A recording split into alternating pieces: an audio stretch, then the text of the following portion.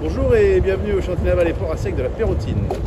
Nous avons eu envie de vous proposer un petit tuto concernant l'amarrage de vos bateaux quand vous êtes au ponton du chantier naval. C'est également valable bien entendu partout où vous allez naviguer. On va commencer par faire l'inventaire de ce qu'il vous faut pour faire un bon amarrage le long d'un ponton. Il vous faut 4 bouts. 2 bouts qui vont faire à peu près 5 mètres de long, qui vont vous servir à amarrer la pointe avant du bateau ainsi que l'arrière du bateau. Et il vous faut également 2 autres bouts qui vont faire à peu près 10 mètres de long, qui eux vont vous servir à faire des gardes. Pour compléter votre amarrage, il faut bien entendu des pare-battages qui vont être disposés le long de la coque pour protéger la coque du ponton. Il faut également mettre des pare-battages de l'autre côté du bateau, car vous pouvez avoir à un moment donné un bateau qui vient se mettre à couple ou autre. L'un des fondamentaux de l'amarrage sur un ponton qui va être équipé de taquets, c'est qu'il ne faut pas faire d'accumulation de cordage sur les taquets qui sont sur le ponton. Ils ne sont pas destinés à recevoir un amas de cordes. Du coup, on va utiliser 2 techniques. La première, très classique, vous allez faire un nœud de chaise sur le taquet et vous allez ramener à votre bord l'amarre. Et l'amas de bout sera sur votre bateau et aucunement sur le taquet. Ce qui va permettre à d'autres bateaux de venir s'amarrer, frapper leur amarre sur un taquet qui va être propre et disponible. Ce qui est encore mieux, c'est de passer l'amarre en double sur le taquet et de la faire revenir à votre bateau.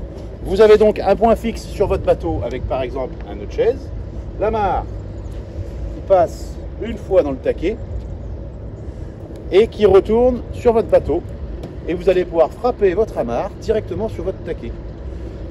Cette solution a comme avantage de doubler la résistance de l'amarre et va vous permettre également de larguer votre bateau directement du pont et pas en venant sur le taquet, sur le ponton.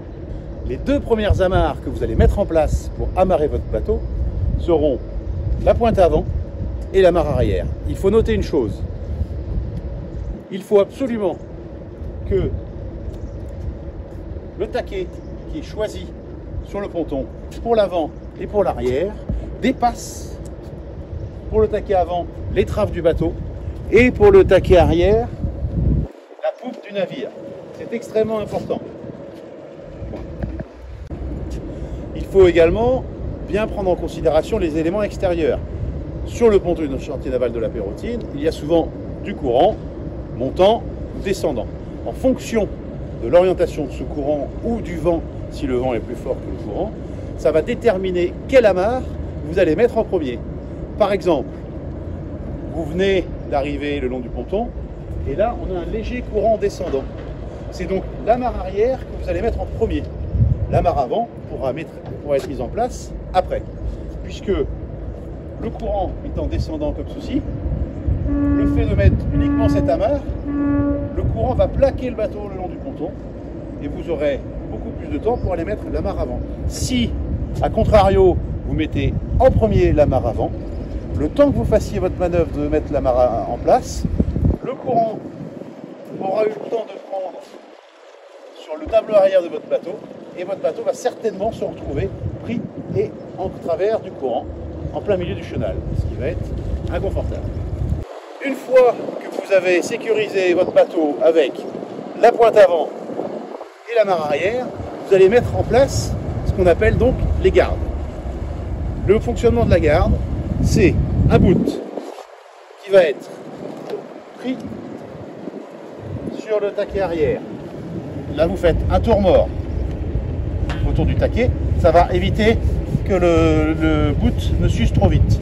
Après, vous faites un nœud de chaise. Et ce bout-là, qui part de ce taquet, va aller à l'avant de votre navire.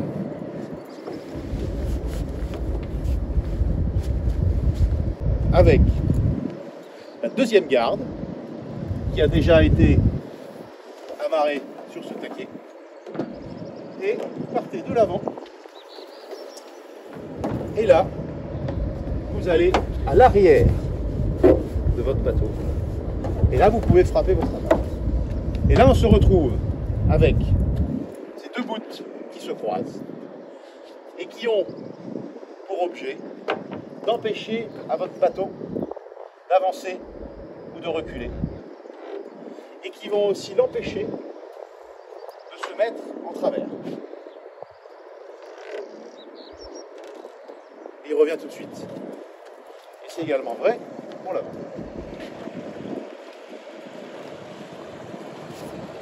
Une fois que vous avez fait ça, vous avez un amarrage parfait.